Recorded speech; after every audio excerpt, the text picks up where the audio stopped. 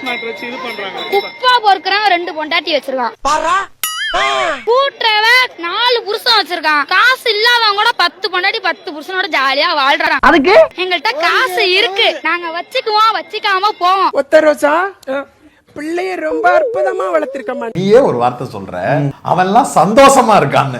நம்ம கேள்வி என்னன்னா, நீ கட்டுனது 1 2 அத சந்தோஷமா வச்சுக்கிறதுக்கு உனக்கு துப்பு இல்லையே. ஒருத்தனுக்கு எந்திரிச்சு நிக்கவே ஒக்கில்லையா, அவனுக்கு 9 பொண்டாட்டி கேக்குதா? ஒரு பஞ்சாயத்தடா முடிச்சு பாரு, நமக்காக அம்மட்டு போலும் பிள்ளை குட்டியோட வெயில்ல காத்து கிடக்குறாங்களே.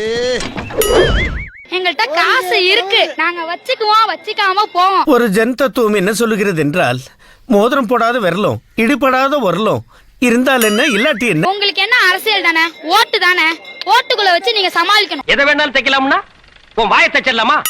உனக்கெல்லாம் பேசவே தெரியல. இது சீக்ரெட் மேரேஜ் தான், நம்மளுக்கு ஒண்ணும் இல்ல. அந்த சங்கீதாவுக்கு இப்பதான் நேரமே கிடைச்சிருக்கு. ஸ்டாலின் சங்கீதாவோட கரெக்ட் பண்ணி காசு கொடுத்துருப்பான். அவன் இவன் ஏடா கூட பேச அப்படியே எத்திரும் பாத்துக்க. அவங்க சங்கீதா மேடத்தை விலை கொடுத்து வாங்கிட்டாங்கன்னா எங்களோட கேள்வி பத்த அளவுக்கு வாங்கிருப்பாங்க. எலெக்ஷன் அன்னைக்கு வந்து நீ கரெக்டா டைவர்ஸ் வாங்க வந்துரு, நான் உங்க 2 பேருக்கு டைவர்ஸ் வாங்கி கொடுத்துறேன்னு ஸ்டாலின் தான் சொல்லிருப்பான். உடனேயோட ஒரு தட்டு தட்டி பொச்ச மூடி ஸ்கூலுக்கு போடா அப்படின்னு நீ விரட்டி இருந்தீங்கன்னா இன்னைக்கு இந்த மாதிரி வளர்ந்து நின்று இருப்பானா?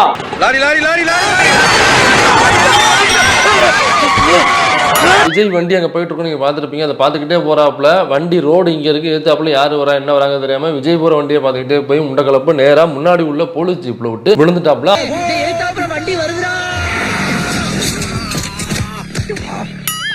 அவங்க அப்பா கொடுத்தா ஒரு பேட்டி இருக்கு. பணம் கட்ட சொல்லியிருக்காங்க, 2 நாள் ஆகும், அதுக்கடையில் ஒன்றும் சொல்ல முடியாது அப்படின்றாங்க. 2 லட்ச ரூபா கட்ட சொல்லுவாங்க. நீ போயிட்ட விஜய்க்காக இப்ப விழுந்துட்டேன்னு சொல்லிட்டு நாளைக்கு விஜய் வந்து இவன் என்னைய பார்க்க வந்ததுனால என் மீது அன்புனால வந்து இந்த மாதிரி ஆகி போச்சு, அதனால ஒரு 50 லட்சம் பிடிங்க, ஒரு 1 கோடி பிடிங்க, 2 கோடி பிடிங்க அப்படின்னு சொல்லிட்டு விஜய் வந்து கொடுக்க போனா ஏன்டா சொல்லிக்கிற? முதுகிலம்லாம் தெரியுதுடா. வித்து தான் பிள்ளைய காப்பாற்றணும்ல, இதுக்கு பிரயோஜனம் பிள்ளைய திருந்தணும்ல, அதுக்கு நம்மளால முடிஞ்சா செய்வோம். தப்பு அவங்க மேல மட்டும் இல்ல, உங்க மேலயும் தான் இருக்கு. தீ சுடுன்னு திரும்ப திரும்ப வார்த்தையில சொன்னா புரியாது, விரல புடிச்சு சுட வைக்கணும்.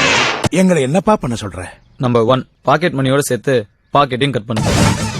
நம்பர் 2, சோத்தை போட்டு வேலைக்கு போன்னு சொல்லாதீங்க, வேலைக்கு போனாதான் சோறுன்னு சொல்லுங்க. பட்னி கிடந்தாதான் பசியோட அருமை தெரியும், வேலைக்கு போய் சம்பாதிச்சு சாப்பிடணுங்கிற புத்தி வரும். எல்லாத்தையும் இழந்தாலும் பரவாயில்ல, பிள்ளைக்கு படிக்க எதுக்கு சேர்த்து காப்பாத்திருக்கேன். நான் ஆரம்பத்திலிருந்து போகாதான் தாங்க சொல்லிக்கிட்டு இருக்கேன். பலர்கிட்ட எம்பிட்டோ சொன்னேன், பொட்டச்சி சாவாசம் வேணாம்னு, கடைசி வரைக்கும் கேட்க மாட்டேன்ட்டானே. அவங்க கட்சியில இருந்து பேசுனாங்களா, உங்களுக்கு எதுவும் உதவி பண்றாங்க? இவங்க இடக்காங்க, இவங்க கட்சி வந்து நம்மளுக்கு என்னங்க இது பண்ண போகுது? ஏண்டா இங்க வந்து 4 சாய் சனத்தை பார்க்கணுமே, இந்த மண்ணை மாத்தணுமே பிரயாசப்பட்டு வந்தோம்னா கேவலமா பேசிவிட்ட ராஸ்கல். எடி செருப்ப நாயை பத்தி சப்பைக்குங்கற பிச்சி விடு பிச்சாமா. மேடைக்கு மேடை சொல்றாருல்ல, ஒவ்வொரு வீட்லயும் விஜய் இருக்கான், விஜய் இருக்கான்னு. இப்போ உன் விஜய் தானே செத்து கிடக்கான், உன் விஜய் தானே படுத்த படுக்கையில கிடக்குறான், இவனுக்கு என்ன சொல்ல போற? என்ன பஞ்சர் ஆயிடுச்சா? நம்ம உழைச்சா சாப்பிட போறோம். இந்த பாக்குறாங்க பாத்துக்கிட்டே இருக்க போறாங்க. 41 பேர் செத்தவங்களே பாக்காதீங்க, இங்கதான் வந்து பாக்க போறாங்க. நீ கேட்ட ஒவ்வொரு கேள்வி என்ன செருப்பால அடிச்ச மாதிரி இருக்குடா. மாதிரி இல்ல, உண்மையிலே செருப்பால தான் அடிச்சான். அடிப்பட்ட பையனோட அப்பா பேசுறதை இன்னைக்கு நீங்க கேட்டிருக்கணும். 41 பேர் செத்து போனப்பவே வந்து நிக்காத கட்சி என் பையனுக்கு இன்னைக்கு உதவி செய்ய வரப்போகுதான்னு கேக்குறாரு அவரு. அவன் சொன்ன வார்த்தை சொன்னா எல்லாரும் குடும்பத்தோட நாக்க பிடிங்கி சாகணும். காலேஜுக்கு போயிருக்கானுங்க, காலேஜுக்கு போயிட்டு கட்டடிச்சுட்டு விஜயை பார்ப்பதற்காக வந்திருக்காங்க. அவங்க கிட்ட வண்டி கிடையாது, வண்டியை கடன் வாங்கிக்கிட்டு விஜயை பார்க்க வந்தவனுங்க. டேய் ஃபங்கஸ் பாண்டியா, பேசிட்ட பைக் மாந்தட்ட எடுத்துட்டு போ. ஹெல்மெட் மட்டும் தான் இந்த பை. சீக்கிரமா போடா, விஷால் முறையிறார், அடிக்கடி போறாரு. இதே மாதிரி பல இளைஞர்கள் ஒரு இடத்துல இல்ல, இன்னைக்கு தஞ்சாவூர்ல மட்டுமே இதே மாதிரி பல இடங்கள்ல விஜய் போகும் பொழுது அந்த சாலைகள்ல பல இடங்கள்ல விழுந்து எழுந்திருச்சு வாரி சில்லறையை பொறுக்கிருக்காங்க. இவனுங்களுக்கு ஒரு கால் கட்டு போட்டாலாவது பொறுப்பு வருமா? வெறுப்பு தான் வரும்.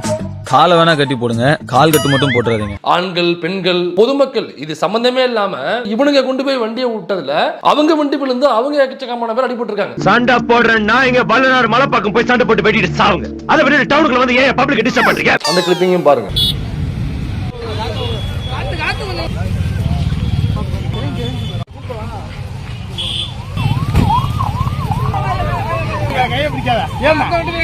யாரா இவனுங்க?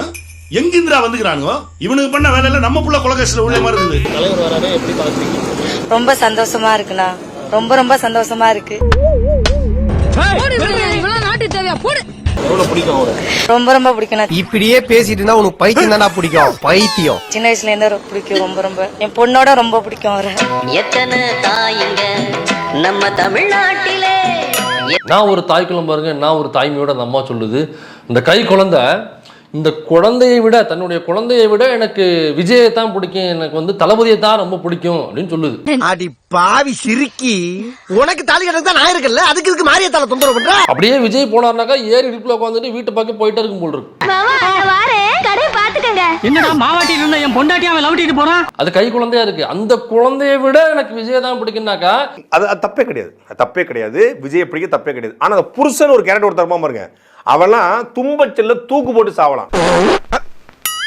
அக்கா தங்கச்சியா இருப்போங்கிறது வேற. அக்கா தங்கச்சியா இருப்போம், தேவைப்பட்டா பொண்டாட்டியாவும் இருப்போம்னு சொல்லுதுங்க. 1000 தங்கச்சி இருக்கிறோம், 1000 அக்கா இருக்கிறோம், பொண்டாட்டியா கூட இருந்துட்டு போறமே. என்ன ஜந்திரா இது? அண்ணாங்குது வந்து முத்தம் கொடுக்கணுமான்னு கேக்குது.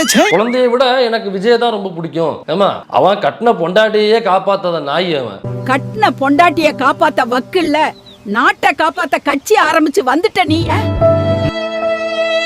டிவோர்ஸ் வேணும் அப்படின்னு சொல்லிட்டு அந்த புகாரில் இவன் ஒரு சைக்கோ பாத்துன்னு சொல்றாங்க. சைக்கோன்னாக்கா உங்களுக்கு தெரியும், மூல கோளாறு உள்ளவன், லூசு பையன். அப்ப என்ன டைவர்ஸ் கொடுறான்னு கேட்கறாங்க. டைவர்ஸே கொடுக்க முடியாதுங்கிறான். ஏன் டிவோர்ஸ் கொடுக்க மாட்டேங்கிறாங்க? டிவோர்ஸ் கொடுத்தாக்க அந்த ஜீவனாம்சம் போகணும். 70% சொத்துக்கள் அங்க போகும். அப்ப நான் வந்து 1000 கோடி சம்பாதிக்கிறவன், ஒரு படத்துக்கு 200-250 நான் பார்க்காத காசா பணமா தூக்கி குடுற.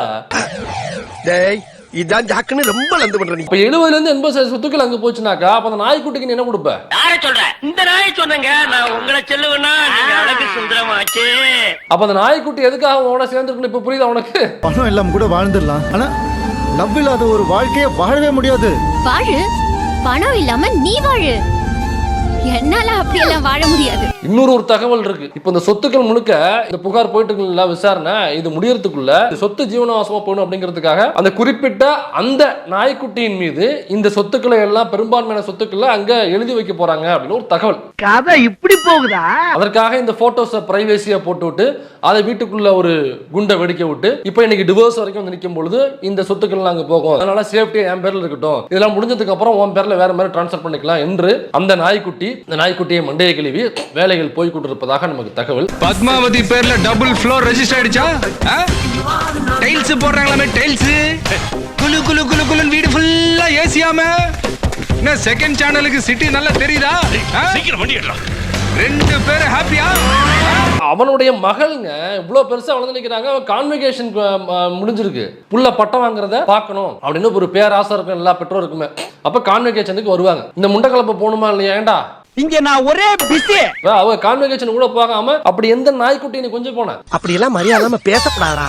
பெரிய பொண்ணு இல்ல. அல்லது எந்த நாய்க்குட்டிய பிரைவேட் ஜெட்ல கூப்பிட்டுக்கிட்டு கோவாவுக்கு போன? அப்பா அப்பாவா?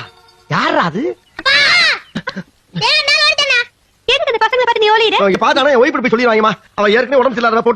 நீங்க இந்த மருதன் ஒரு படம் இருக்கும், அது ஜாம்பிஸ் பத்தின படம். அது அந்த காட்சியை அப்படியே ரீக்ரியேட் பண்ணி தஞ்சாவூர்ல இன்னொரு சம்பவம் நடந்திருக்கு, அந்த காட்சியை பண்ணி பாருங்க.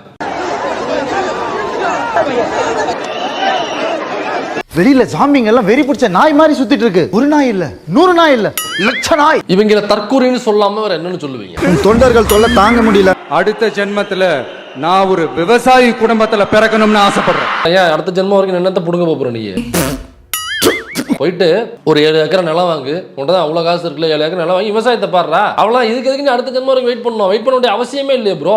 எல்லாரும் தொண்டு தொட்டு சொல்றத சொல்லுடா. 98-99 விவசாய குடும்பத்துல பிறக்கணும் அப்படின்னு சொன்ன விஜய், விவசாய சட்டம் வரும்பொழுது அதை ஆதரித்து எடப்பாடி கையெழுத்து போட்டு இங்க ஆயிரக்கணக்கான மக்கள் டெல்லியில அதுக்காக போராடி சாகும் பொழுது விஜய் எங்க போனாப்ல?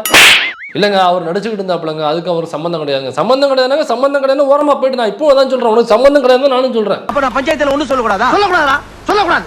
உனக்கு சொல்ல உரிமை கிடையாது. அப்ப விவசாய குடும்பத்துல பிறக்கிறதா உன்னுடைய பெருமை புண்ணியம் இருக்கு அப்படின்னாக்கா, அப்ப நீ வந்து இப்ப ஒரு மீனவர் குடும்பத்துல பிறந்தாக்கா அப்ப அது புண்ணியம் இல்ல, அது பெருமை இல்லைன்னு சொல்ல வர்ற. செருப்பு பிஞ்சிரும். ஐயோ நான் அப்படி சொன்னதே இல்லையே. தண்ணி திவாலாக போகுது, மணல் திவாலாக போகுது, கனிம வளம் திவாலாக போகுது. மொத்தத்துல உங்க ஆட்சியில தமிழ்நாடு திவாலாக போகுது. அரை போதே நாளை யாரை எழுப்பி விட்டது? அண்ணன் பேச கேட்டேன், சம போத சைடு சாப்பிட்டு இருக்கேன். பெண் விற்பனையாளருக்கு பெண் எடையாளர் ஆண் விற்பனையாளருக்கு ஆண் எடையாளர் என்பது பின்பற்றப்படும். இல்ல ஆண்களுக்கு தனி எடையாளர், இவர்களுக்கு ஒரு எடையாளர். எனக்கு புரியலடா. எடை போட போறது அரிசியை தானடா. அவனே எடை போட போறாங்க. வேலையே நம்பர் 1 முட்டாள் பாத்திருக்கீங்களா? யார் சார் அது? இவன் தான். செல்ஃபி எடுத்துங்க.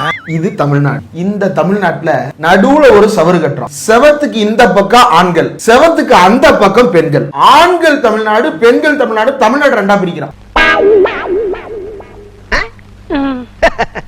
இத சொன்னா நம்மள பைத்தியக்காரன்னு சொல்றாயா? ரேஷன் கடையில ஆண் இடையாளர்கள், ஆண் விற்பனையாளர்கள் பூரா போராட்டத்துக்கு வரணுங்க. என்னடா அது? மேற்கொண்டு வேணா 4 அடி சவுக்கால் அடிச்சுட்டு போடா. அதுக்காண்டி வர்றேன் போறவன் எல்லாம் ஜாயின் பண்ணி விடாரா? நல்லா இருக்காது. ஏன்னா இவன் என்ன சொல்ல வர்றான்? ஆண் விற்பனையாளர்கள் யாருமே பெண்ணை பாதுகாப்பாக வைத்திருக்க மாட்டார்கள், அப்படித்தானே சொல்ல வரான்.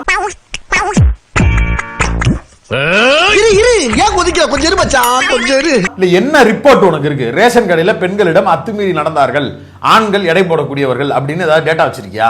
பதில் தெரியாதவங்க கேள்வி கேட்டா கூட தேடி பூச்சி ஏதாவது தப்பாவது பதில் சொல்லுவான். எனக்கு கேள்வியே தெரியாதே, நான் யாரு? வெறும் டுபாக்கூர். இன்னொன்னு, இது பெண்களுக்கான பாதுகாப்புன்ற மனநிலை எங்க இருந்து வந்தது? எங்க இருந்து வந்தது? எங்க வீட்டுல நான் தனியாவும் சங்கீதா தனியாவும் இருந்த வரைக்கும் எங்க வீடு சுமூகமா இருந்துச்சு. வீட்டை விட்டு வெளியே போனோடனே பிரச்சனை வந்துருச்சுல. அதனாலதான் நாங்க சொல்றோம். அதேதான். பையன் வெளில வந்து பேசுவான், சிறுப்ப கழட்டி அடிப்பானுங்க. அன்னைக்கு இருக்கு. இன்னைக்கு நீ பேசிக்கிட்டு இருக்கிற எல்லாத்தையும் அவன் புட்டு உடைச்சு வைப்பான். மகனும் மகளும் ஒய்ஃபும் பிரஸ் மீட் அட்டன் பண்ணாங்கன்னா சந்தி சிரிப்பீங்க. என்னடா பழைய பிளேட்ல பைல்ஸ் ஆபரேஷன் பண்ண மாதிரி இப்படி கத்தின்னு ஓடுறான்? நம்ம டிவிக்கு ஆட்சி வந்ததும் உரத்தட்டுப்பாடு இல்லாம பாத்துக்குவோம். உரத்துல பிரச்சனை இருக்கு, எப்படி தீப்ப? நான் ஆட்சிக்கு வந்தா தீர்த்துருவேன். நான் அதை கேட்கல. எப்படி தீப்ப? நான் ஆட்சிக்கு வந்தா உறுதி கொடுக்குறேன், தீர்த்துருவேன். என்ன பச்சிக்கிட்டு இருக்கா? எப்பா நீ ஆட்சிக்கு வர்றத பத்தி கேட்கலப்பா, எப்படி தீக்க அதை நான் எப்படி சொல்லுவேன்? நான் ஆட்சிக்கு வந்தா அதை தீர்த்து வச்சிருவேன். அடே உன் நாக்க 4-5 தடவை சேவிங் பண்ணிட்டாலும் சொல்லி தொலையண்டா. தற்கொலை மாதிரி ஒரு ஸ்டேட்மெண்ட். 2 ஏக்கர் நிலத்திற்கு கீழே இருந்தாலோ நிலம் இல்லாதவர்களுடைய குழந்தைகளுக்கோ கல்வி கட்டணத்தை முழுவதுமாக அரசே ஏற்கும். அரசு பள்ளிக்கூடம்னு ஒண்ணு என்னத்துக்கு இருக்கு? அதுல இலவசமா தான் இன்னமும் படிப்பு இருக்கு. இது தெரியாம சிக்கிட்டே நான் என்ன பண்ணுவேன்? அட தற்குறி. அரசு கல்லூரிகள்ல இலவசம் தான் இப்போ வரைக்கும். அதுக்குமே ஸ்காலர்ஷிப் போட்டு வாங்குற அமௌண்ட்டை கொடுத்துருவாங்க. இவ்வளவு நாளா இது தெரியாம போச்சே. யாராவது எம்மாரி எடுத்து பாருங்கடா, மண்டையில மூளைய வச்சிருக்காங்களா இல்ல வேற என்னத்தையும் கொட்டி வச்சிருக்காங்களான்னு. 4 டாக்டருங்க ஒரு பேஷண்டோட மூளை எடுத்து வெளியில வச்சு ஆபரேஷன் பண்ணிட்டு இருந்தாங்க மச்சான். திடீர்னு கரண்ட் போயிடுச்சு. கரண்ட் வந்த உடனே பார்த்தா மூளை மட்டும் இருந்தது மச்சான். ஆளக்காரன்டா. அந்த மூளை இல்லாத ஆளு எங்க இருக்கா மச்சான்? தோ இங்க இருக்கா மச்சான். ஸ்டார்ட் பண்ணு.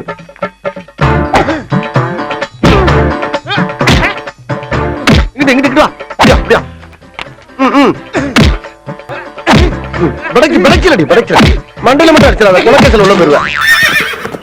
சரியா? உங்க வீட்டு பிள்ளையா நினைச்சு எல்லாரும் என்னை மன்னிச்சிருக்க.